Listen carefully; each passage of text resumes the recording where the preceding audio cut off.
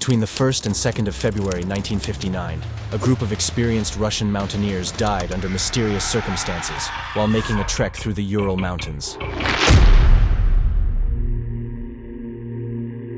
The leader of the group was 23-year-old Igor Alekseyevich Dyatlov, whose name gives this creepy place its name.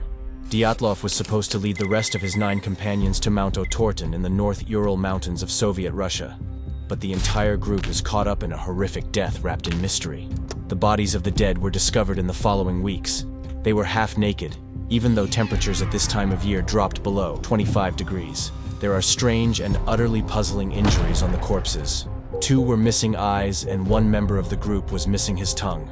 They all had injuries consistent with impact from a speeding accident. It is inexplicable how it could have happened high in the mountains.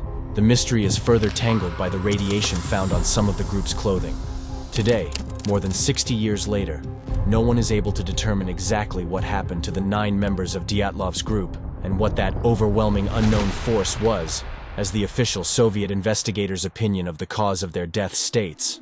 But what lies behind this, as ominous as it is vague definition? An avalanche? A severe case of hypothermia? Aliens?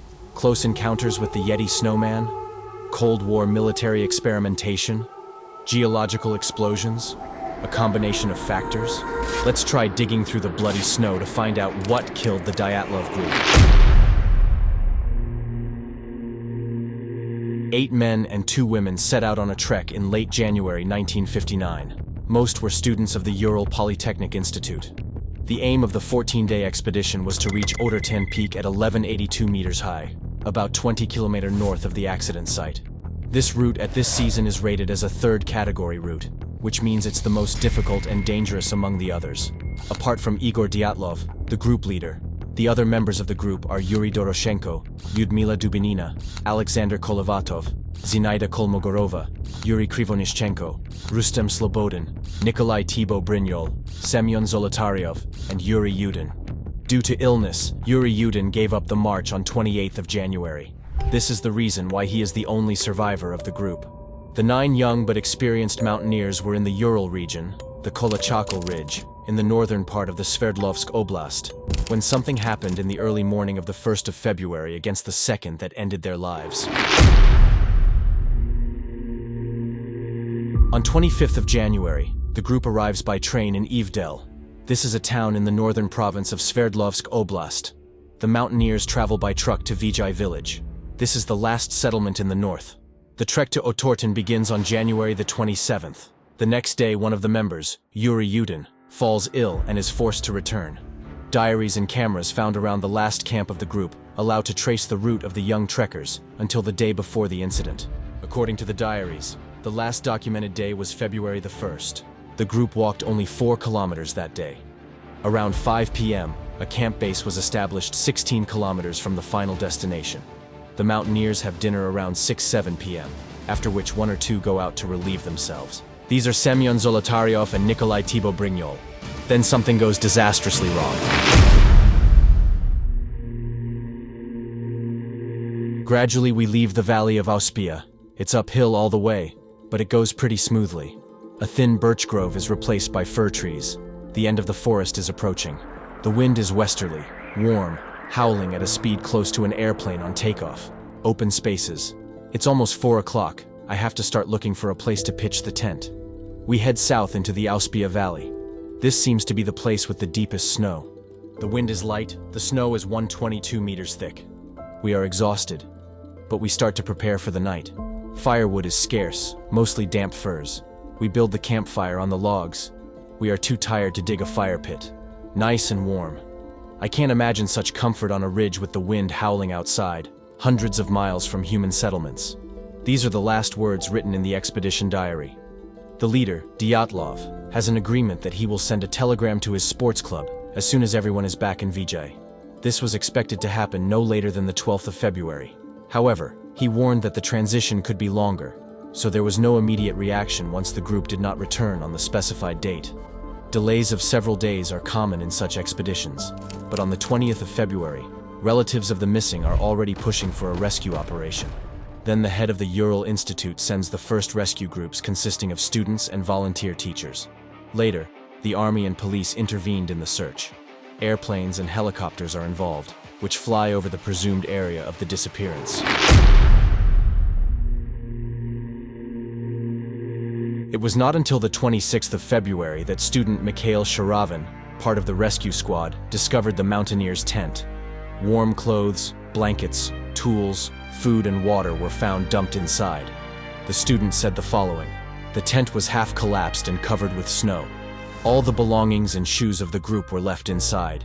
Investigators said the tent had been cut open from the inside, and the climbers were wearing socks or were barefoot.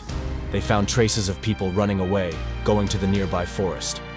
At the beginning of the forest, under a large cedar tree, rescuers found the remains of a fire, and near it the first two bodies of the missing explorers. These are Yuri Krivonischenko and Yuri Doroshenko. Both are barefoot and half naked, wearing only underwear. The branches of the tree, under which the bodies are broken up to 5 meters high. The position of the remains indicates that both were moved after death occurred." On 27th of February, between the cedar and the tent, rescuers found Igor Dyatlov and Zenaida Kolmogorova. 6 days later, on 5th of March, the body of Rustem Slobodin was also found. His corpse was found 480 meters from the cedar. All three appear to have died in poses that suggested they were trying to return to the tent. A medical examination found no injuries that led to their deaths. The conclusions of the medical examiner were that they had succumbed to hypothermia. Slobodin had a small skull fracture, but it was not considered fatal, according to the autopsy report. The search for the other 4 hikers took more than 2 months. They were found on 5th of May, buried under 4 meters of snow in a ravine about 75 meters into the forest away from the cedar tree. The last 4 corpses, unlike the first, were well clothed. Investigators hypothesized that those who died first were undressed by the others to keep warm. The examination of the 4 bodies discovered in May changed the course of the entire investigation. 3 of them have fatal injuries. Thibaut Brignol has severe cranio-brain trauma. Dubinina and Zolotaryov have major chest fractures.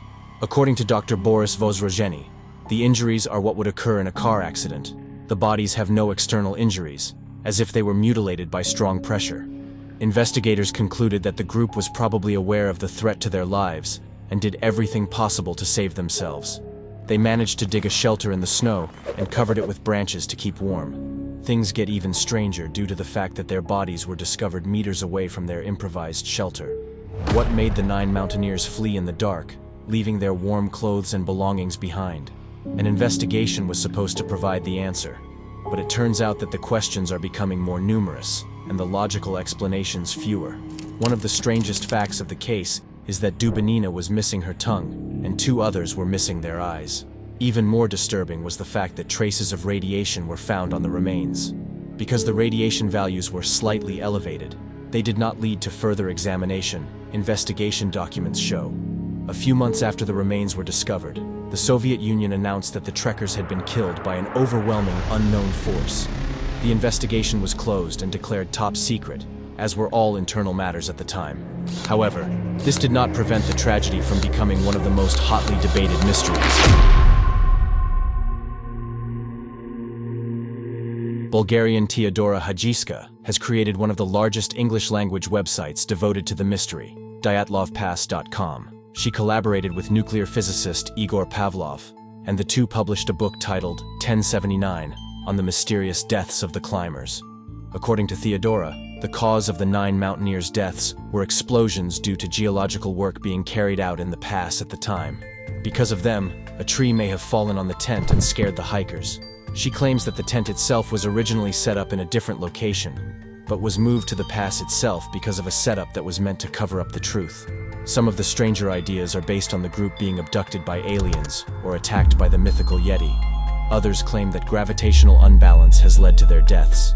The creepy appearance of the corpses attributes their deaths to panic caused by infrasound, animals, native tribes, a romantic argument, secret KGB or CIA activities, ballistic missiles, or nuclear weapons testing. But even the most realistic theories simply fail to address the available evidence. Russian investigative journalist Svetlana Oss wrote in her book Don't Go There that she believes local hunters killed the tourists while they were drugged. A Russian news channel, on the other hand, launched the theory that all was not well in the group. Perhaps one of the mountaineers had turned on the others in a fit of rage. The medical examiner says, however, that no human being could have had the strength to do the damage he found on their bodies. But perhaps the possible explanation is simpler, though that word is certainly not the most appropriate in this case.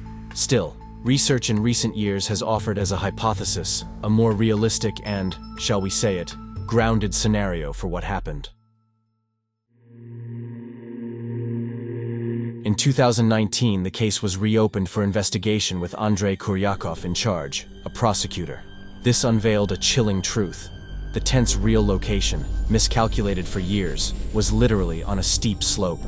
Pictures taken by the hikers reveal that, while setting up their tent, they dug deep into the snowpack at a right angle to the slope, attempting to shield themselves from powerful winds. What might typically be a wise survival strategy turned out to be deadly. Unintentionally, their cutting into the snowbank weakened the entire structure. During the intense blizzard, more snow piled onto the already weakened snowbank. In the evening, the snowbank eventually collapsed, and a 3-foot thick slab of snow crashed onto the tent from above. The immediate injuries would have been severe for those unfortunate enough to be in certain locations inside the tent, with up to 1,000 pounds of snow pressing down on them.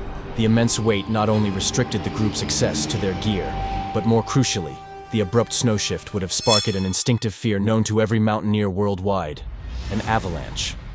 This clarifies why the trekkers urgently cut through the tent, escaping downhill toward the tree line. The snow that fell likely seemed like the start of an avalanche, and their sole chance for survival was seeking refuge among the trees. They had no time to get their clothes or gear and ran down to a tree where they took shelter. 2 of the bodies were discovered there. They built a fire, but with massive wind gusts, no fire could warm the group, and it would not have taken long for 2 of them to surrender to hypothermia. The burns discovered on the body could have been from a desperate attempt to get warm. The 7 survivors then cut the clothes off their 2 dead comrades, explaining why they were found in their underwear. 3 members of the group headed back up the mountain trying to find the tent and retrieve their gear and supplies. At this point, they probably already knew that there was no avalanche, but in the darkness and driving snow, they had low chances of succeeding in their mission of finding the tent. What happened is, they froze to death on the slope of the mountain, just a few hundred yards from the tent. In that time, the other members of the group started building a snow survival shelter that would likely keep them alive for the night and allow them to seek out the tent in the morning. However, the group got unlucky, as the spot they picked to dig lay right above a stream which doesn't freeze in winter, and instead hollows out a tunnel under the snow and ice through which it flows. As the group dug down into the snow, they accidentally breached the tunnel, causing it to collapse. They fell to the stream below and were buried under 15 feet of snow, the crushing weight of it causing the injuries discovered on the bodies. From here, various animals discovered the bodies and ate the various missing parts of the corpses' faces. The radiation on some of their clothes could also be explained. One of the group's members had actually worked at the site of the world's 3rd worst nuclear accident. One of the other trekkers lived in a village inside the contaminated zone itself. Thus, radiation would be likely amongst their personal clothing of both these individuals. To this date, that remains the most realistic explanation of what actually happened to the 9 trekkers on that fateful night in the Urals. The only people who know the truth are not among us, and if the Soviet government actually had any involvement, then they've kept a great secret for 60 years. If you want another monkey story, watch this video about Sechi Lop, the drug trafficker whose profits even El Chapo and Pablo Escobar might envy.